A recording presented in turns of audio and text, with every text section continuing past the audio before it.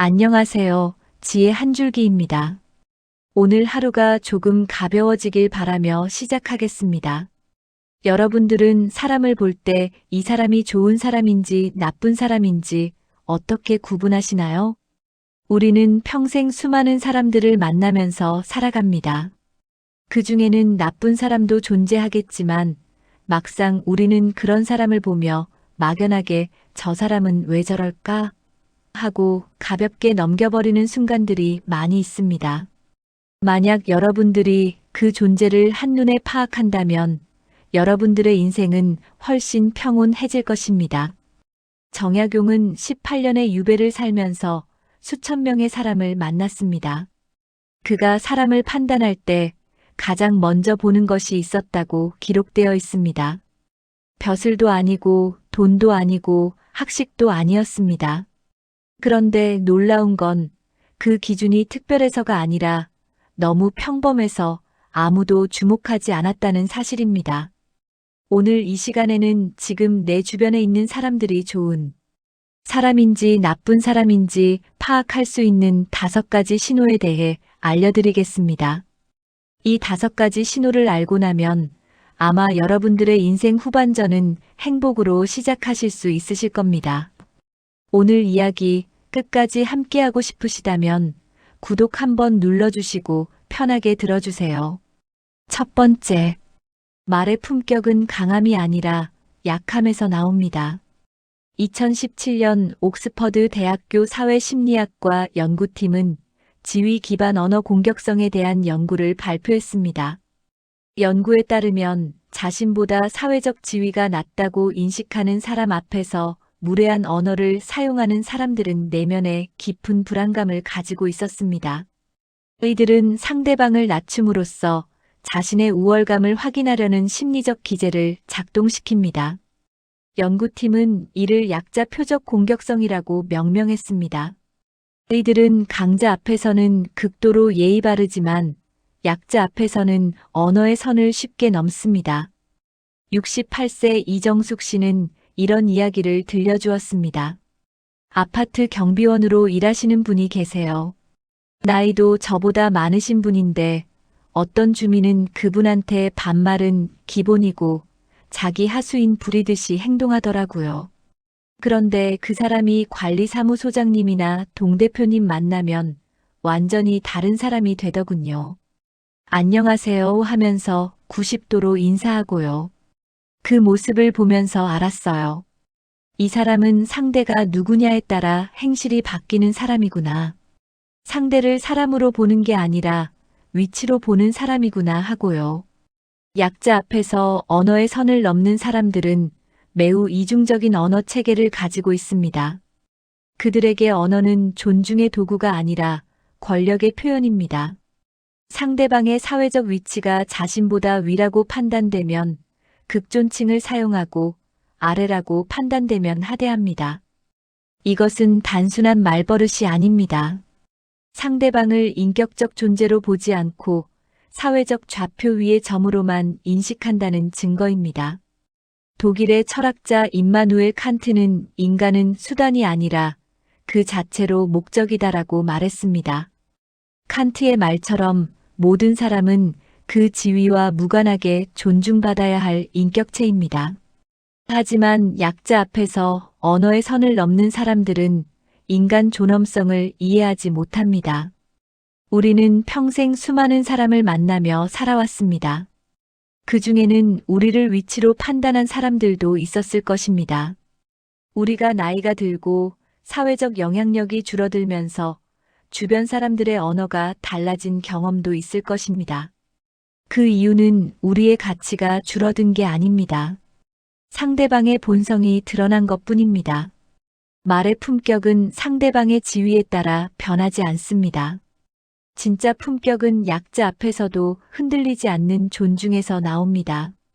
상대방의 언어를 통해 우리는 그 사람의 진짜 인격을 확인할 수 있습니다.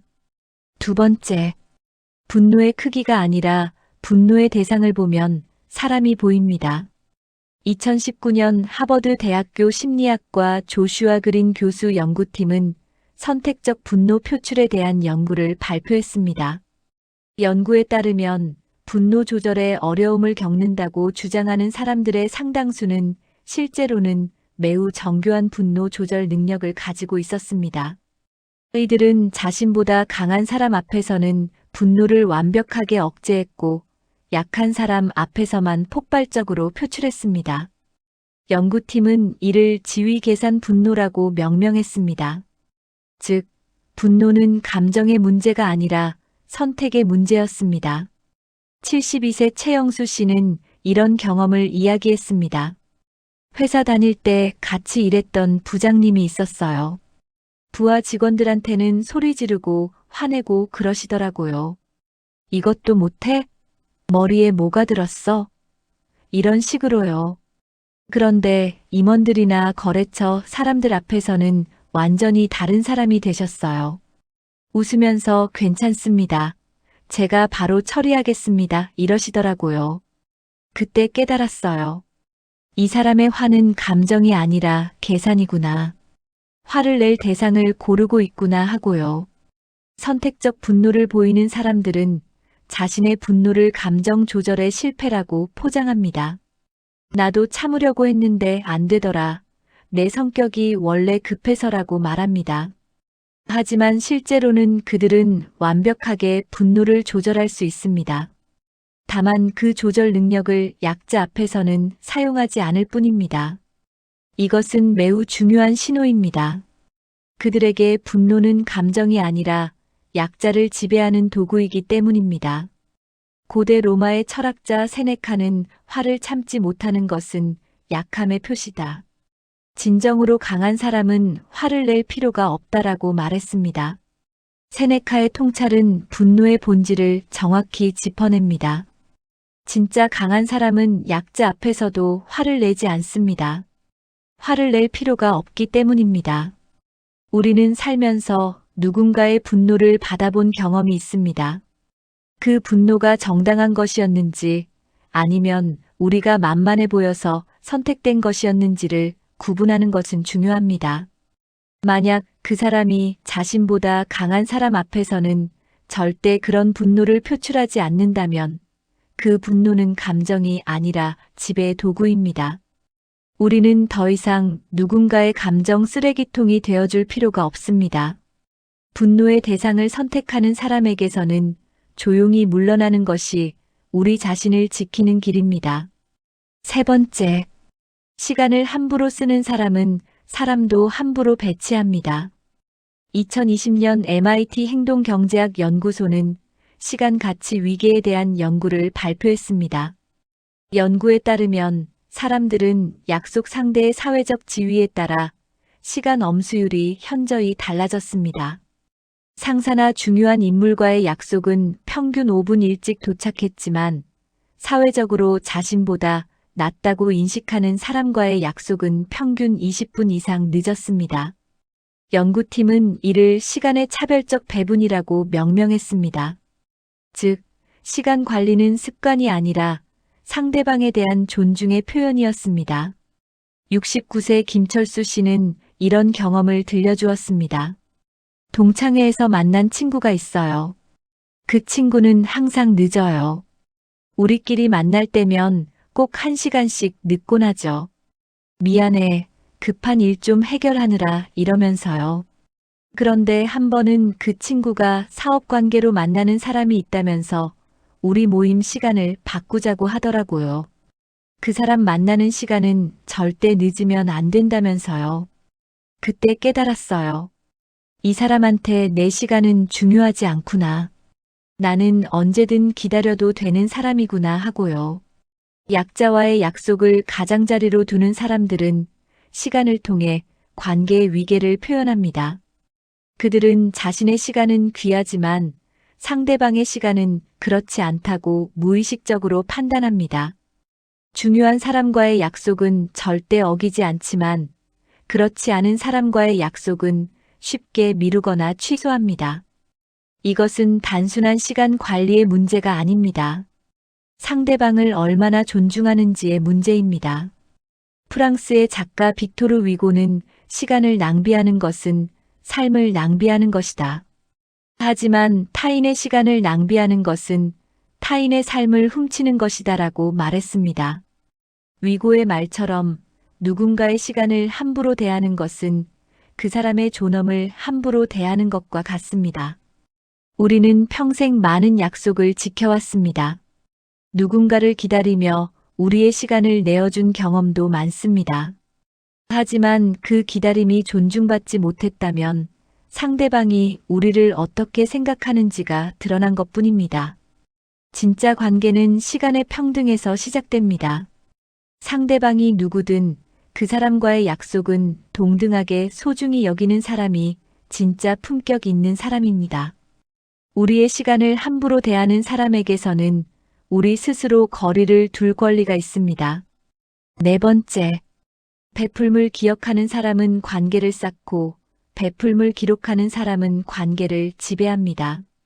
2015년 스탠퍼드 대학교 행동심리학과 제프리 페퍼 교수는 한 가지 연구를 발표했습니다. 연구에 따르면 도움을 준 행위를 지속적으로 언급하는 사람들은 상대방에게 심리적 빚을 만들어 관계의 주도권을 확보하려는 무의식적 욕구를 가지고 있었습니다. 이들은 도움을 줄 때마다 그 행위를 정확히 기록하고 나중에 자신이 원하는 것을 요구할 때 그 기록을 꺼내듭니다. 연구팀은 이를 지배를 위한 베풀미라고 정의했습니다. 65세 박순자 씨는 이런 경험을 들려주었습니다. 교회에서 만난 언니가 있었어요. 처음에는 정말 잘해주셨죠. 제가 힘들 때 반찬도 갖다 주시고 병원도 같이 가주셨어요. 그런데 시간이 지나니까 그때마다 이런 말씀을 하시더라고요. 내가 그때 내 일로 얼마나 고생했는지 알아? 내가 아니었으면 넌 어떻게 했겠니? 처음엔 감사한 마음으로 들었는데 자꾸 반복되니까 숨이 막히더라고요. 나중엔 그분이 부탁하는 건 거절도 못하게 되더군요. 빚진 것 같아서요. 베풀물 기록하는 사람들의 심리 구조는 매우 정교합니다. 그들은 처음부터 상대방을 지배할 의도로 도움을 주지는 않습니다. 하지만 무의식적으로 자신의 베풀물 투자로 인식합니다.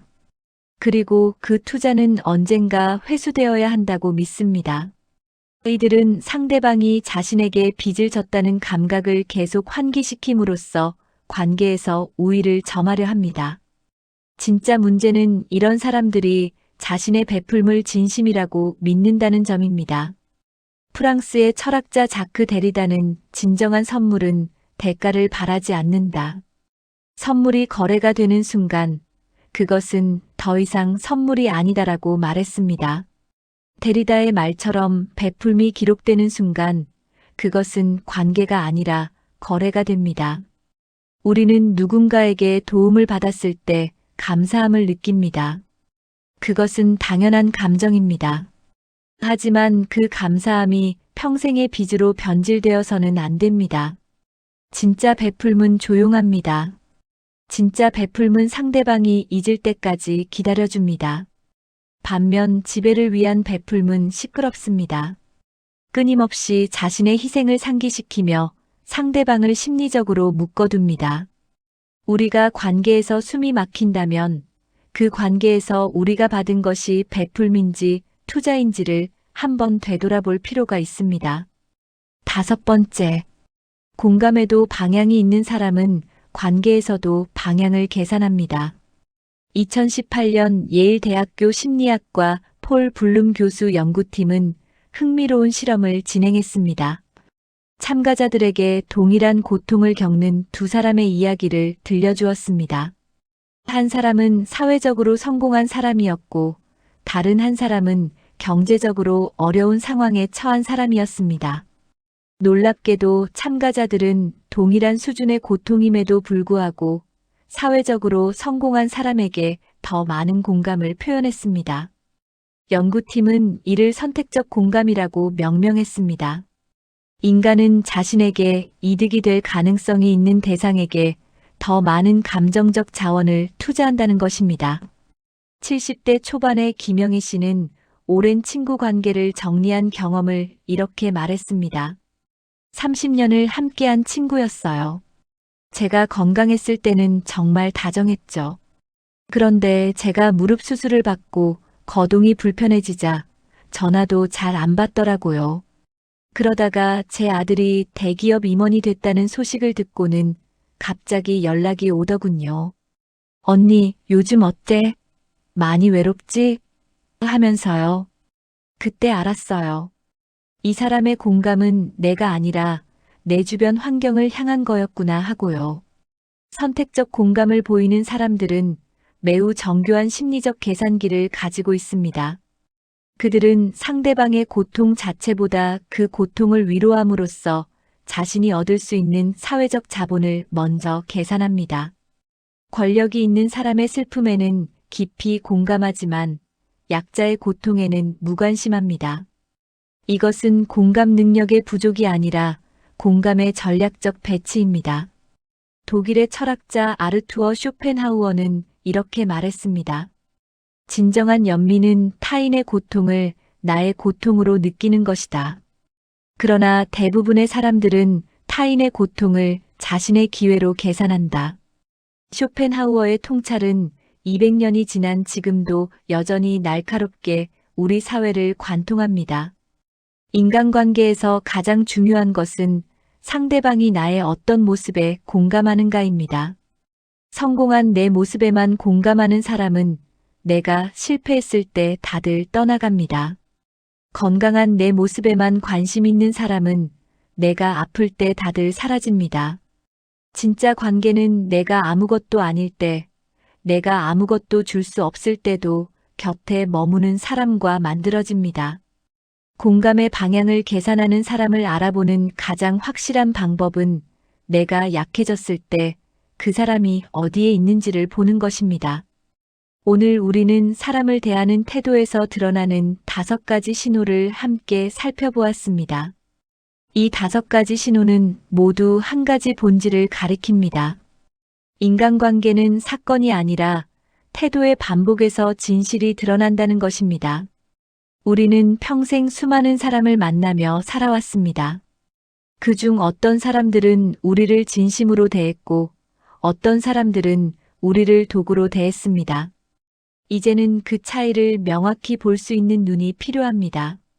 사람을 바꾸려고 애를 쓰는 것보다 사람을 제대로 보는 것이 훨씬 더 귀한 능력입니다. 60대, 70대를 살아가는 우리에게는 이제 무리하게 관계를 유지할 이유가 없습니다. 우리는 이미 충분히 많은 시간을 다른 사람을 위해 썼습니다. 이제는 나를 존중하는 사람과 나의 시간을 소중히 여기는 사람과 나의 약함 앞에서도 따뜻함을 잃지 않는 사람과 함께할 시간입니다. 사람을 대하는 태도는 거짓말을 하지 않습니다. 그것은 가장 정직한 본성의 언어입니다.